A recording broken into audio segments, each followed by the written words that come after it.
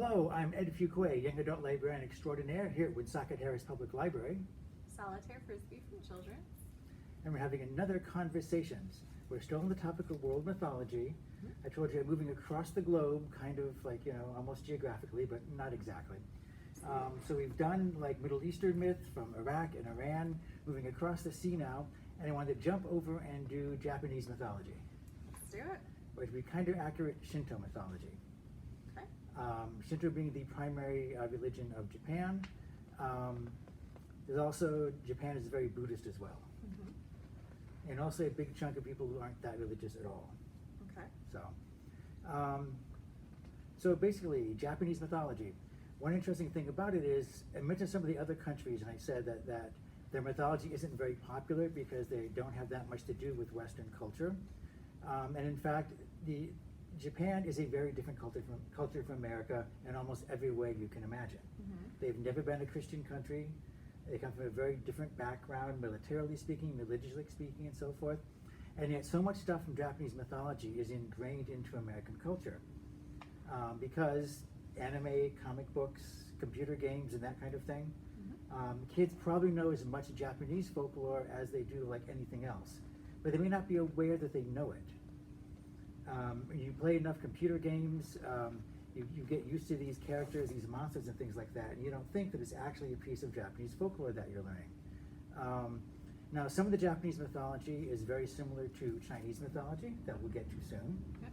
They have strong similarities, and they also picked up some things from Hindu. So there's also a crossover with that. There's characters who are Shinto kami that are also worshipped by Buddhists. So there's a crossover there too. And I've noticed several of the folk tales that I read sound suspiciously similar to folk tales about fairies from England. That whole cycle of stories about fairies playing tricks on people and so forth. They have virtually identical cycles of stories in Japan. Interesting. So with totally different characters. So Shinto means the way of the kami. And kami means spirit. It's also spelled in English gami sometimes. And when I was a kid, they always translated kami as being spirit. But it can equally well be translated as gods. So kami are magical creatures. They could be gods, they could be spirits. In theory, there are millions of kami. So would this be the same as Kamehameha from Maybe. Dragon Ball Z? Yes. Okay. That's, well, the root word is obviously kami, Okay. meaning he's a god of some sort associated with the gods. I'm not familiar with Dragon Ball Z. So it's a move. It's a fireball. It's a god move, yeah. Okay. It probably means god fireball if I had to guess. But yeah, so kamis are gods, kamis are spirits, they're basically magical creatures. When Japan was created, magically of course, the kami were infused in every part of it. So there is theoretically a kami for every mountain, for every stream, for every highway in Japan has its own spirit. Okay. So in some sense, it's like animism, where everything is believed to be alive and is worshipped as a spiritual thing. That's one of the reasons why the environmental movement in Japan is so powerful, because they literally believe that forests and trees and lakes are sacred. Okay. So that's been a very important thing in Japanese society for a long time. Plus, the Japanese island of Japan, Tokyo, is an incredibly crowded city. It's incredibly polluted. So they have come to appreciate the fact they still have forests and pristine mountains and things like that. Right. So they understand the importance of that sort of thing, because they're losing so much of it on what's really, by almost anyone's standards, a really teeny tiny island. They have things like Mount Fuji in Japan, the most famous mountain, is frequently called Fuji-san, which means Mr. Fuji, as if it were a person rather than a mountain. Oh, I didn't know that. Yep. Mount Fuji is considered so sacred, Godzilla's never been allowed on there. The Godzilla movies, he'll fight battles around Mount Fuji, but he never actually climbs on the mountain itself, because that would be insulting. Wow. Yeah. Okay. Godzilla's also never damaged the Imperial Palace. No matter what part of Tokyo he wrecks, the Imperial Palace is never there. Sorry. It's off topic slightly, but... Well, not entirely. He's called Godzilla, although he's called Gojira in Japan. Okay. So, Shinto religion. They're really fuzzy on their creation myths. I found like 3 of them really easily that are contradictory to each other. They believe the universe was formed out of chaos. Some say it was hatched from an egg. Some say that chaos began to separate with like the heavier parts of chaos moving to the bottom and the lighter parts moving up to the sky and so forth, and that the lighter parts became heaven and the lower parts became Yomi, the land of the dead, and everything in between came the world. Now during this time, the first kami were generated. They all have names and backgrounds, and every different text that describes them gives a different number and a different like importance to who they are and what they did. The kami were always born in male and female pairs, brother and sister together. That was just the matchup. They were around for a long time, countless generations, no one really knows how long. The important kami from this period, from the period of creation, are Izanami and Izanaga. Okay. Izanami was a goddess, her brother Izanagi was a god. Mm-hmm. They were really fascinated by the earth, by the middle part of creation.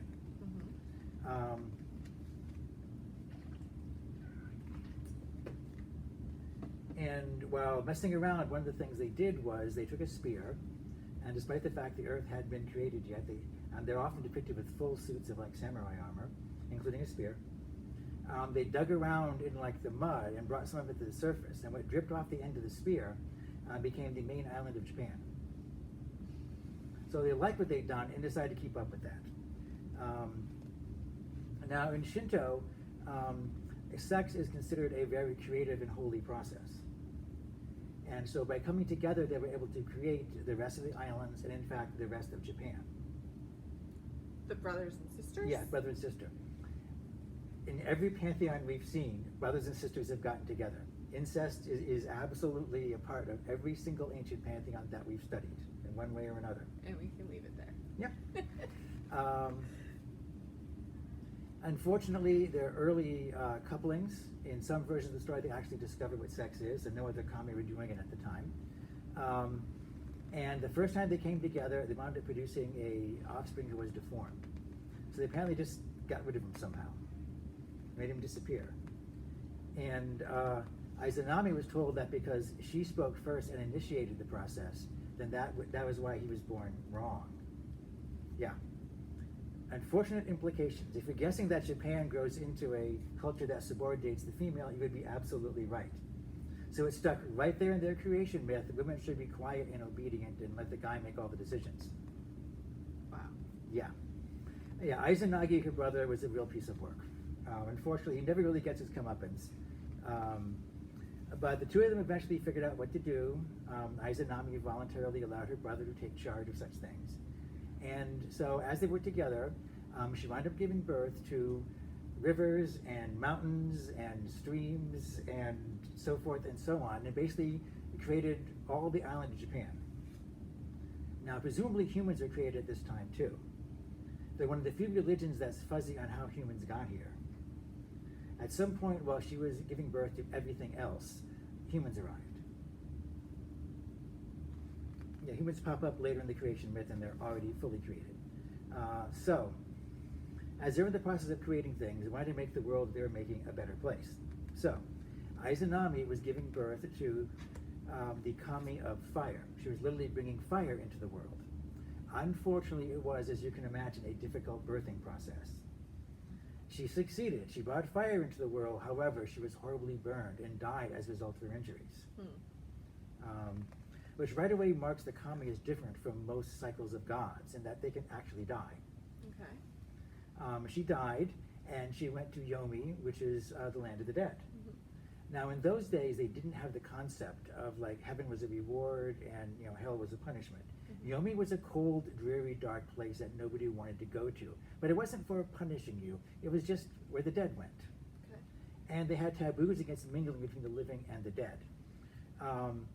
But Izanagi loved his sister wife and insisted on going into the realm of the dead to bring her back. This should start sounding familiar because we've seen several gods die and come back. However, this time he fails.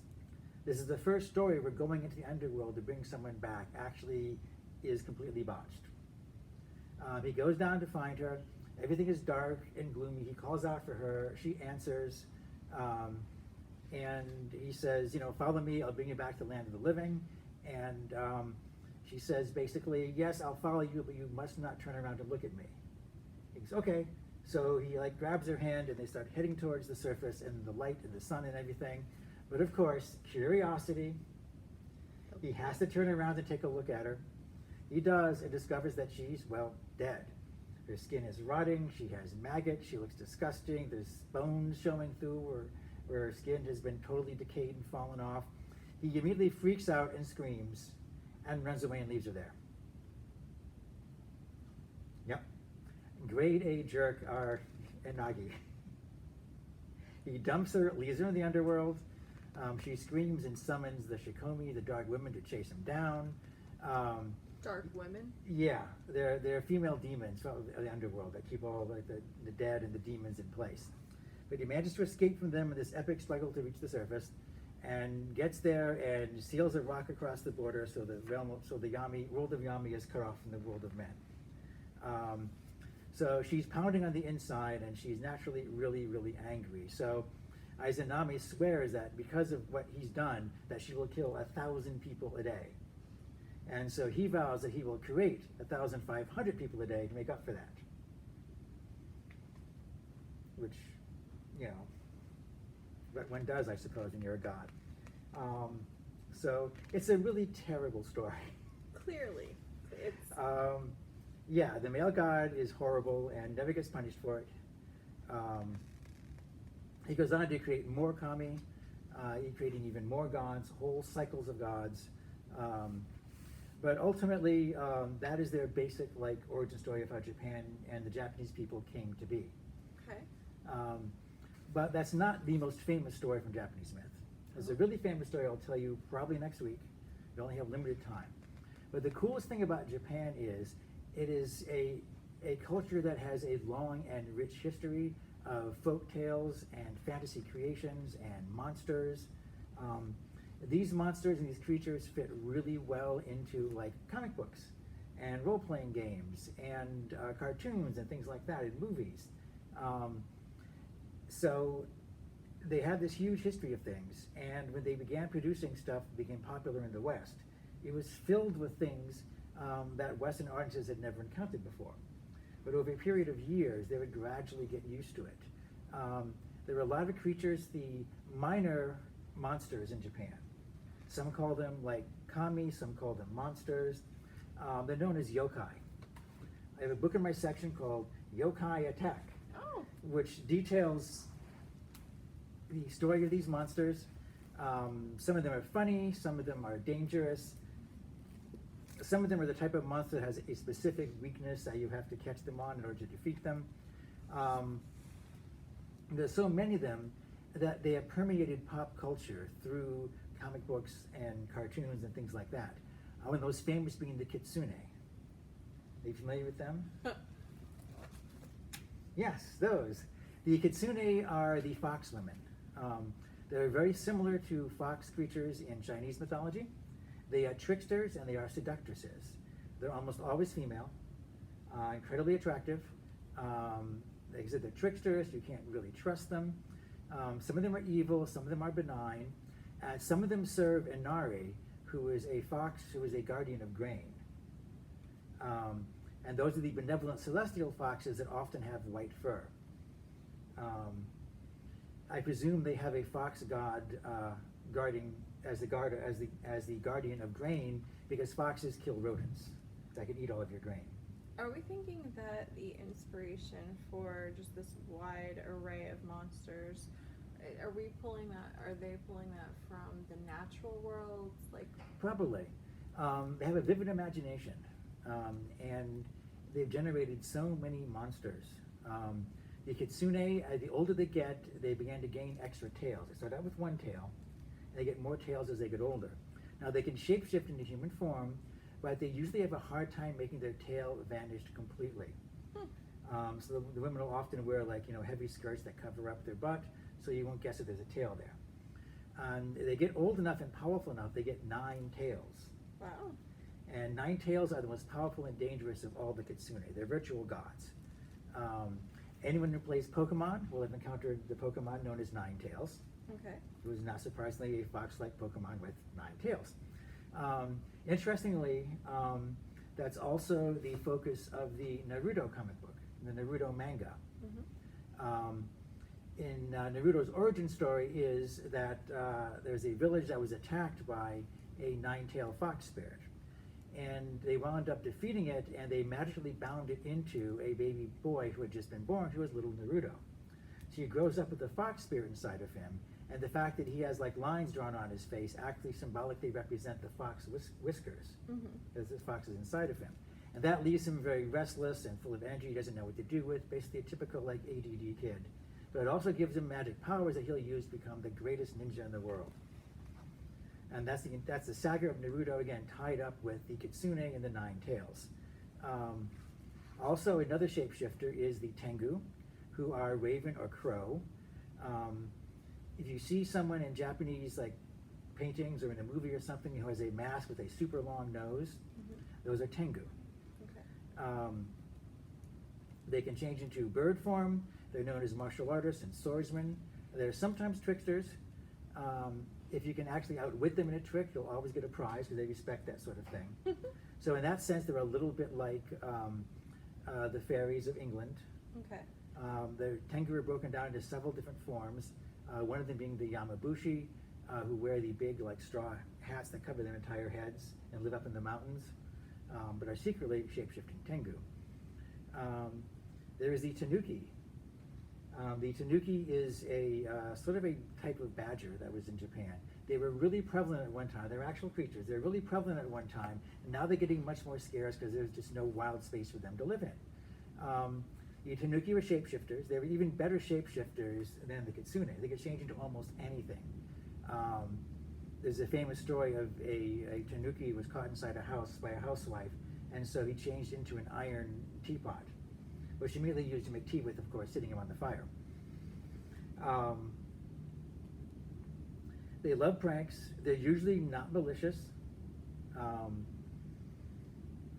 They have a certain part of their body that I'm not going to mention. They can stretch to ridiculous proportions. Some of their stories are very bawdy, but they're still considered like playful, lovable characters. Now the Kappa are the turtle demons. The Kappa look like bipedal turtles. Did it again. Yep, there you go. Like on cue. The Kappa. They look a lot like Teenage Mutant Ninja Turtles. I always imagined them that way. And in fact, in the live-action movie, when the turtles went back in time to feudal Japan, they did in fact disguise themselves as Kappa. Really? Yes. Huh. Now, the way to tell a Kappa from a Mutant Ninja Turtle is the Kappa have a depression in the top of their head that always has to have water in it. Okay. And if the water spills out, then they lose their powers, have to rush back to the water again. They're along that group of like folklore characters who drown children. Oh. It's a warning for kids to stay away from the water, obviously. They're not unlike Jenny Greenteeth of England. Now the deal with the Kappa is knowing their weakness. Any child who's very polite, when he sees a Kappa coming towards him, instead of like running or attacking him, will simply greet him and bow. And of course the Kappa has to bow back in return. And when he dips his head, the water comes out. Then he has to go running back to the water. So long as you're polite and follow rules of polite behavior, you'll be fine. The only like monsters from Japan that are almost always evil are the Oni. Onis are the demon of Japanese folklore. They're big, they're brawny, they have horns, they have fangs. They're not too bright, which is their big weakness, but they can be very violent, very boisterous. They pop up in anime a lot. They're a class of monsters in Dungeons and Dragons too. Oni are split into 2 types, red Oni and blue Oni, who are almost always at war with each other. It's happened so frequently there's actually a TV trope called Red Oni, Blue Oni. The 2 magical creatures who are always at war with each other. One of the coolest things they have out of Japan, and this is not an ancient myth, it's a more recent one, but it's been kind of embraced by a lot of Japanese pop culture, is the Shinigami. Are you familiar with them? Not familiar with that one. Shinigami means little death god. They're basically it's the Japanese version of the Grim Reaper. Oh. They bring souls over to the other side. the theory is until they talked to people from Europe, they didn't actually have anything that did that. It didn't occur to them they would need someone to carry souls into the afterlife until they talked to Europeans who meant to describe the Grim Reaper to them. So they invented this whole folklore surrounding the Shinigami. They're super popular in manga and anime. The Bleach series involves someone who's called a Soul Reaper, but he's really a Shinigami. There's actually 5 or 6 manga about Shinigami. By far the most famous is Death Note. You familiar with Death Note? Yes. Okay, then you know something about Shinigami. In Death Note, a Shinigami, this particular version of them has a book where you write the names of people who are about to die. And because he's really bored following the rules, he decides to drop his magic book into the real world, where it's found by a high school student who discovers he can write the names of people and the bizarre and grotesque ways they're going to die into his book, and it will in fact happen every time. He begins a reign of terror that lasts for quite a while before he's finally hunted down and destroyed. Now that part, I didn't get that far with it. So hunted down and destroyed by whom? There's a detective who finally corners him, but it takes a while. Okay. He goes through several detectives before someone finally manages to figure it out. It's a fascinating morality tale, and that he starts out mostly using it to kill people who he knows are guilty but can't be charged for various reasons. So it seems like he's altruistic, but the more he uses it, the less altruistic it becomes. And the closer the government gets to hunting him down, the more ruthless he becomes to try and stop them, until it's obvious by the end he's just killing innocent people, you know? When I talk to some of the kids who really love Death Note, one of the questions I like to ask is, so at what point did you realize he was actually psychotic? Because he actually was through the whole book. But you can't tell at first. He seems just like everyone else at first. As I said, the Japanese folklore is a huge source of inspiration for books, for comics, for computer games. My wife and I just finished a game called Okami, which is based really strongly on Japanese folklore. You fight a Ninetales in there, because of course you do. In it, you basically play a wolf who is a reincarnation of Amaterasu, the sun goddess. And she casts spells by using calligraphy. Oh. So you have to learn brush strokes to learn like various spells to defeat the evil demon. And so the whole thing is you wandering across Japan and running into minor gods of the ink brush, the different kami that give you a different super brush stroke to use the next time you're attacked by demons and monsters and things like that. Nice. It's chock full of Japanese mythology, but unless you know you're reading the mythology of somebody else's country, you really don't notice that. Right. The folklore ties in so well with popular culture. When you search the names of some of the famous kami and monsters from Japan, you often get characters from computer games. Okay. No, I don't want the one from Persona 5. I want the one from Japanese folklore. So, what do you think of Japan? My husband and children absolutely love Dragon Ball Z. Yep. I'm familiar with Death Note because of my oldest son. Yeah. So they're fans. We're fans. Yeah. We're intrigued. We're liking it. When I first started reading the manga and watching the cartoons, there was something about it that was so different from Western storytelling. Yeah. They have a different approach to it, and I can't put my finger on exactly what it is, or I would talk about it more. There's a sense of fatalism. The heroes don't always think they're going to win. There's a sense of predetermination, but at the same time, free will happens. Like both are simultaneously going on. And like I said, the really rich depth of monsters and concepts that they have. Right. And the various weird, quirky characters that they create. In America, you want to make a character people can identify with, and so you try to make them, in a sense, as bland as possible. But in Japan, they seem to do the exact opposite. They create bizarre, quirky characters. They just expect you to like them and go along with the story. Maybe it speaks to the parts of us that we hide. Yeah. Again, Japan is a very different culture. There's a saying in America that the squeaky wheel gets the grease. Right. In Japan, they have a saying is the nail that sticks up gets hammered down. Oh. Yeah. Huh. But despite the and that would go back to their whole creation. The needs there's to be quiet and there's a certain level of conformity in Japanese culture, but because that level of conformity is so strong, everybody fights against it and becomes nonconformist. You know, Japanese kids in high school hated the fact that their hair looks like every other kid in school, which is why they started dyeing their hair. And that became a thing in anime that everybody had to have orange hair or purple hair or green hair or something like that. So we've only like dipped our toes into Japanese mythology. The most famous and most important Japanese myth is coming next week. Oh, all right. Yes, that's the one that involves Amaterasu. That was a mouthful. Yeah, Amaterasu. She's the goddess of the sun, mother of us all. Okay. She has a weird, funny story in her origin, which is not surprising coming from Japan. So we'll get to that next time. Great. Until then, I have been Ed. Solitaire. I'll see you next time. Until then, be safe.